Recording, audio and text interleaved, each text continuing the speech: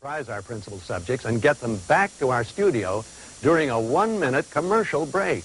Now, fortunately, on the night of March 27, 1957, the Academy Awards were being presented at a theater just a block away from our stage, and it was my good fortune to surprise a very beautiful lady. Now, watch this. I can't think of a more glamorous way to start our festivities here at this most glamorous of all nights for Hollywood than having one of the truly glamorous stars of our city. It's Maureen O'Hara. Maureen, a pleasure to greet you. Well, thank you very much, Mr. Pumpy. I understand. Please call me John. All right. I understand you've just returned home from an extensive tour around the country. Yes, I was on tour for Metro-Goldwyn-Mayer for the picture Wings of the Eagles, which I made. Hello. Hello, Maureen. How are you? Sure, and what are you discussing? We're discussing Maureen's new picture, The Wings of Eagles, is it? Oh, you are, eh? This is the life story of, who is it? The writer. She can't think of anything right now. You know why? Why? It's always suspicious when I hang around, you know? That was just an excuse, all this business about the wings of the Eagles and all that. Maureen O'Hara, to get you down here because true daughter of the Emerald Isle and great motion picture star tonight, this is your life. Maureen O'Hara. How about that? Show your Irish to this lady, Maureen, but don't hit me with one. John Conte, thank you so much for helping us pull it In on your trick. Maureen, will you please accompany me to our El Capitan Theater here in Hollywood? Let's see, does the left eyebrow go up? Is she mad? No. Sis says if the left eyebrow goes up, look out, she'll swing. We're going to hear a life story, a story as delightfully charming as you are lovely. What more can one say?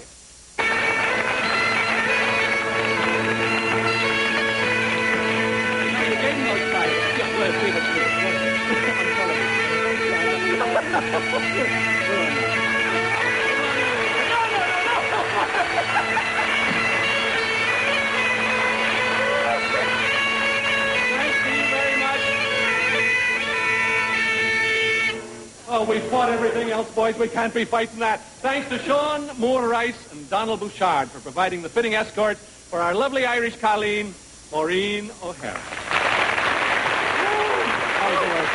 Thanks, fellas. You gave them those tights. You know that for their back. Yes, I remember very well. Is that right, Sean? Now, Maureen, will you please sit down here in our frail chair of honor? Ooh, what a jump that was. We didn't dare have a... Sit over here, Maureen. We didn't dare have a police escort or anything like that because of the Academy Awards. The streets are just jammed, so we thought we'd just try to leg it tonight. I must say you outran me the last 80 yards there, girl. You waited a little bit late in my life. Let's begin at the beginning. As Maureen O'Hara, motion picture star, this is your life. Hey. It's in Ranelagh that you're born, Maureen, on the outskirts of Dublin, Ireland. The Emerald Isle, whose ancient heroes are St. Patrick and Brian Boru. Am I doing all right? Boru.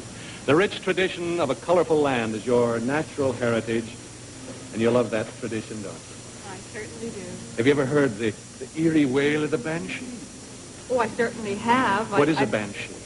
Well, in America, a banshee has been made so much fun of that people have come to laugh about it, but it's very serious in Ireland. Oh, come now. The word, it really it certainly is. Banshee means fairy woman. I see. Yeah. See. And I heard the banshee once, and also my brother Charles did too. But I heard the banshee with my father when my grandmother died. You mean it wails relatives dying? Oh, it's a terrible wail. Your dad, your father, an Irish patriot, Charles Stewart Parnell Fitzsimons, named in honor of Parnell, champion of Irish home rule. He owns at this time in your life a fine sporting goods shop. Your mother is Margarita Lilburn. That's right. A singer from whom you inherit both your beauty and your gift for song. But no one looking at little Maureen Fitzsimons could have quite imagined she would have become the gorgeous Maureen O'Hara. What were your nicknames at this time, Maureen? Now, come on, level with us. What were some of them? Well, you know what they are, because if you don't know, I'm not going to tell you. I know, but we won't tell them if you don't want to. I know one was Marshy, I think. No, Machine, which my father always called and me the Machine. one, the old... Staub. What's the old Staub mean? Well, I don't know, but I always hoped and thought it was pretty nice. My Uncle Denny, who's now dead, called me that. He was my father's brother. dictionary in Ireland says it means kind of chunky or sturdily built, but I wouldn't believe, you know, understand, I wouldn't. You are the second. Did her left eyebrow go up? Did it? I'm going to stand there. They say if that left eyebrow goes up, move. You are the second of 6 children, 4 girls and 2 boys. Freckle-faced, the only redhead in your family. Maureen, the old star. You're also... Go on. You're also a tomboy. That's right. Maureen not only climbed trees and played boys' games, but she was a great trencher. A great trencher. Well, now, I know that I means know who that is. If you do, this is miraculous. The voice of a girlhood chum of yours. It's Moya Griffin. From Carrickmines, County Dublin, Ireland. She was Moya Griffin, now Mrs. Thomas Hennessy, wife of the Governor of the Bank of Ireland. Moya Hennessy. How about that, Moya? Right off the bat. When Maureen was a little girl, you certainly didn't expect to see this gal, did you? You were not only her playmate, but you often had dinner at her house in Ranelagh, didn't you, Moya? We did, and Maureen would eat, and then she'd go into the garden, and she'd run around the trees. What? She'd let the food settle down, then she'd go, Well, you know I why? want more. I used to want more." believe that your body was full up to here with blood, and that the food just dropped into it like a pond, and if you ran around like this, that the food went to the bottom, and you had room for more. Oh, they had There fun were in the... great evenings, you know. Remember your mother playing, and we were singing, so Oh, we used to indeed, end yes. up, yes. The grand childhood you had, Maureen. And thank you, Moya, Mrs. Thomas Hennessy of Carrickmines, Ireland. You'll see Maureen later. Here's Maureen.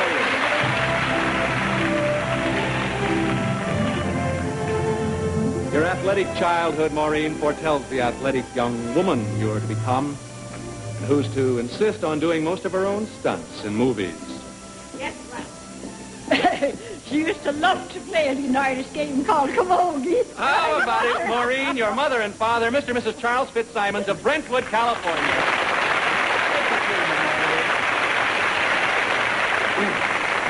Oh, she used to play camogie, Miss Fitzsimons? Camogie, yes. You know, it's pretty hard to fit the well-fed Irish on a little steeple upstairs.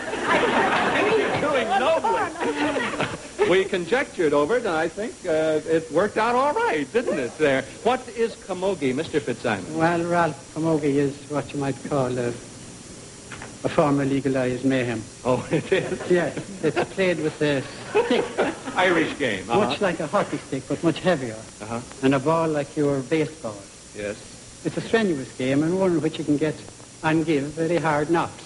Yes, I remember. Do you remember, Maureen, when you came home one day from the camogie game with a big swelling on your leg, and I said, you're not going to play camogie again. You might get your face all knocked about. What did you say to that, Maureen? Do you remember? Well, maybe that's what really did happen to me. I don't know. I think you said the other girl got it good, so don't worry, or something like that. Well, you know, in hockey, you can't swing your stick above your shoulder.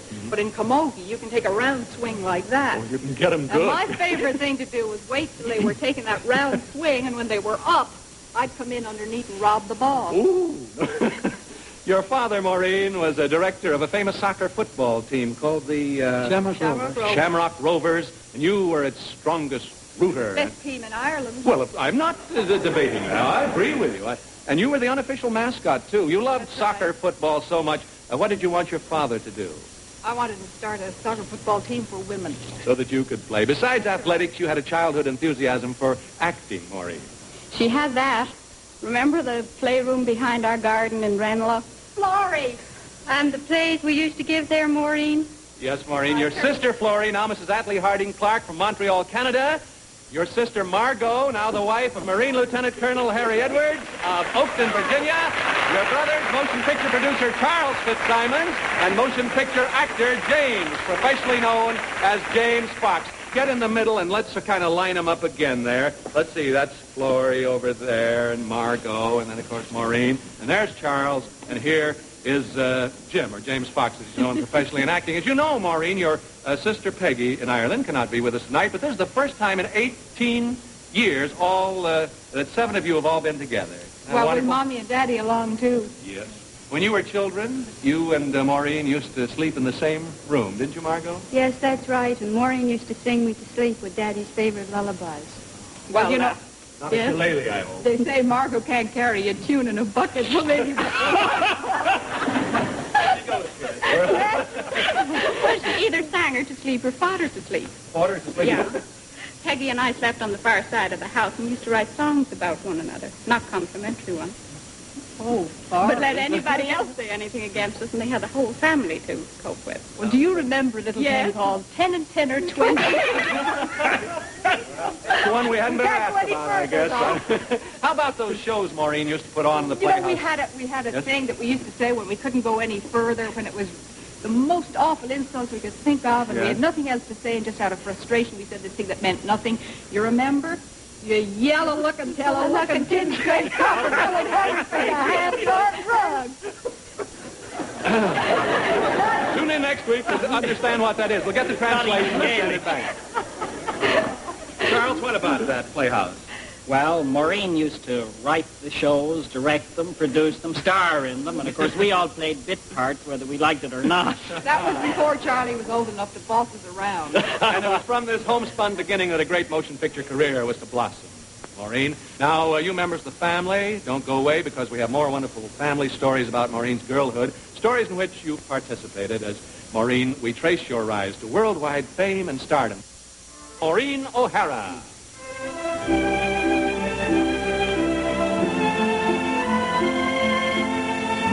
You're in your early teens, Maureen, staging family shows in the rear of your home in Ranelagh. Remember, Maureen, once when the electric power gave out and you asked me to put my thumb in the socket while you pulled the switch? I think my eyes lit up. Wiggle your finger around and touch the two little prongs. That's right. How about that, James? Well, Mommy and Daddy used to be our main audience, but sometimes we had friends and neighbors, that we used to rope in. And, Kelly kids next door. Yeah. We used to charge them a penny, you remember, to see the show, and then we'd go down and buy sweets, and sometimes you'd cheer them. Thing to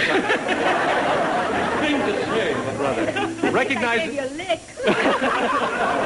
Recognizing Maureen's dramatic talent, Mrs. Fitzsimons, in addition to her regular schooling, you send her, when she's 11, to the famous Ina Mary Burke Dramatic School in Dublin.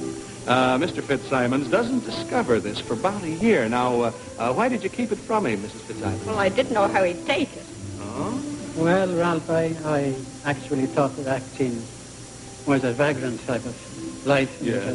I wanted something more dependable for Maureen at that time. Of course. And so, Maureen, you are also trained for another career. What was that? Well, I'm a shorthand typist and bookkeeper. Good for you. That'll make all the matter- secretaries and stenographers happy. As a matter of fact, I took the script of the Quiet Man from Mr. Ford in shorthand and typed it. Not the script, but the notes. Is that for it. so? That's very interesting. I didn't have that in the index or anywhere. Thank you. Thanks to this handsome family, Mr. and Mrs. Charles Fitzsimons, Sister Florrie and Margot, brothers Charles and James. Thanks, and God bless you. You'll see them all at the party at the Hollywood Roosevelt Hotel, where your family and friends have been staying, Maureen. Whole gang will get together. When you're 15, Maureen, you win the first dramatic prize in the National FISH, which is a national competition of the performing arts. And when you're 17, you receive a screen test in London, a test that unfortunately leaves something to be desired. Horrible. But luck is on your side in the form of Charles Lawton and Eric Palmer, who were producing Jamaica Inn. Now, since Charles Lawton is now appearing in the play Major Barbara at the Morosco Theater in New York City, he cannot be here in California, Maureen, but he is speaking from his dressing room in New York City. You watch. I'll never forget the first time I saw you. I didn't see you in the flesh the first time. I saw you on a screen. Remember, Eric Palmer and I were looking for a girl. This is for the information of everybody. We were looking for a girl for a movie called Jamaica Inn. It was directed by Alfred Hitchcock. And one day we were running some film tests, and on the screen there was a girl. She looked at least 35. She was overdone up in some nightclub evening dress, very made-up face, and her hair in an over grand style. But just for a split part of a second in the close-up, the light was off his face, and you could see as the girl turned her head round, this extraordinarily beautiful profile of yours, which was absolutely invisible in all your makeup. Well, Mr. Palmer and I sent for you, and you came, you blew into the office like a hurricane. You had a tweed suit on with hair sticking out. He'd come from Ireland. And he blew into the office, and you said, "What do you want with me?" So, took you out to lunch, and I never forgot I asked you why you wanted to be an actress. I'll never forget your reply. You said, "When I was a child," you said, "I used to go down the garden, talk to the flowers. And I would pretend I was the flowers, talking back to myself. And it had to be a pretty nice girl, and it had to be a pretty good actress, too.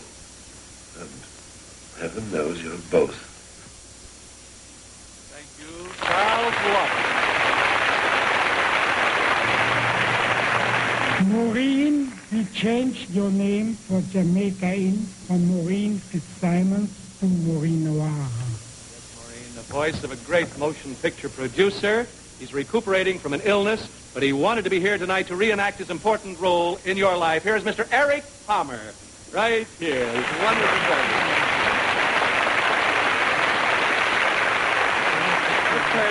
Face the camera here, Maureen, darling. Well, now, why did you... Come here, Mr. Palmer. We're going to hear... Maureen wants to see you. Why did you and Charles Lawton change Maureen's last name, Mr. Palmer? The name was too long for a movie marquee, so we gave her a very big choice. Yes. He proposed either Maureen O'Hara or Maureen O'Hara. It was O'Hara. It was. It was O'Hara. Certainly justified your faith in her, in starring her in Jamaica. She surely did. Thank you very much, Mr. Eric Palmer. Well, I owe my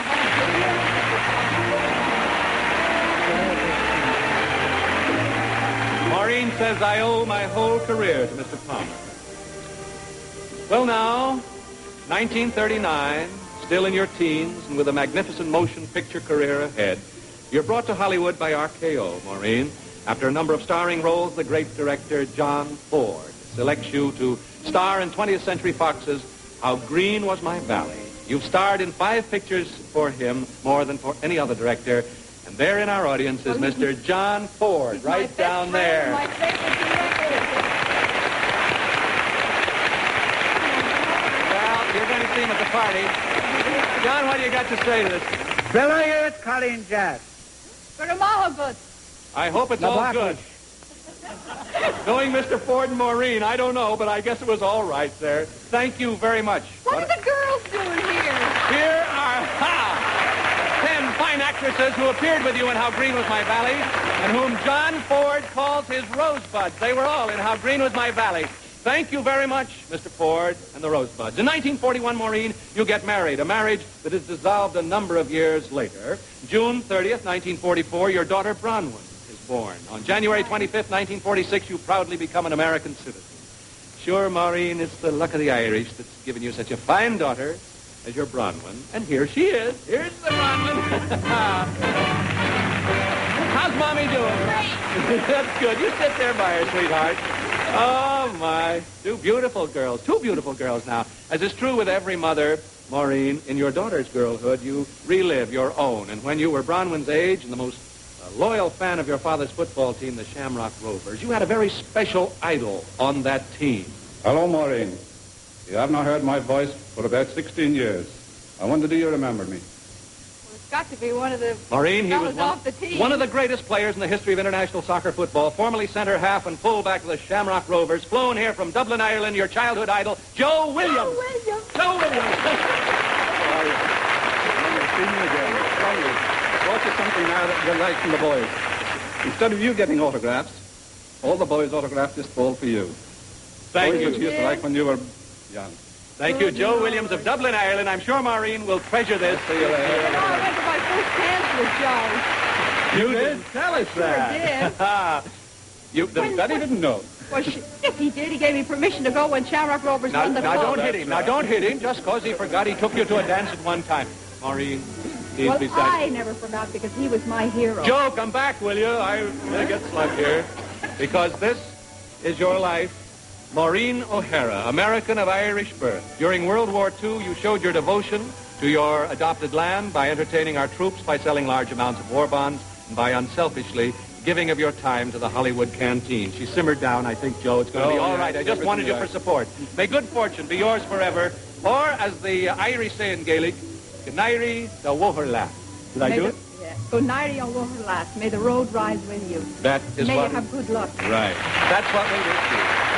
Thank you very much. Be seated now. In a moment, we'll see what the road ahead holds for you, Maureen. Wanted this pastel portrait of you by Ireland's most famous portrait painter, Sean O'Sullivan of Dublin, but you were unable to persuade him to part with it. Now, Bob Warren, let's let him see it. But he told me he didn't know where it was. Well, beyond that, he didn't want to part with it. The heart, though, of Mr. O'Sullivan has melted in typical Irish kindness, and we are now happy to present this treasured portrait to you. Did they get a good slant at it? There. This is your life, Maureen O'Hara. May the years ahead be green and sweet as the shamrock of old Ireland. Good night, and God bless you. Thank you very much. Thank you. It's definitely difficult to imagine Maureen O'Hara as the mascot of a soccer team. What a lovely star. We're proud to list her among our This Is Your Life classics. Ralph Edwards, glad you could join us, and see you next time.